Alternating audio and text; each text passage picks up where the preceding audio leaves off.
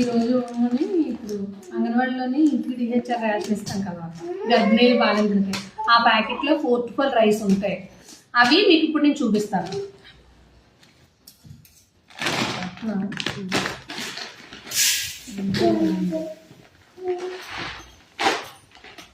4 to 12 rice ఎలా ఉన్నాయో ఇక చూడండి. 4 to 12 రైస్ ఎలా ఉన్నాయో ఒకసారి చూడండి. ఇక చూడండి, ఇవన్నీ 4 to 12 రైస్.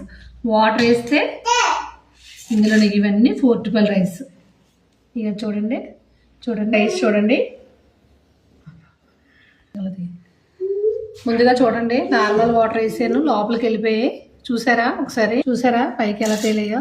నార్మల్ వాటర్కి 4 to 12 రైస్కి తేడా చూసారా ఎలా ఉన్నదో. ఓకేనా? అందుకే అంగన్వాడీలో ఇచ్చిన రైస్ బ్యాగ్ మట్టికి గర్భిణీ బాలింతలకు ఇస్తారండి. కన్ఫర్మ్గా తినండి. ఓకేనా?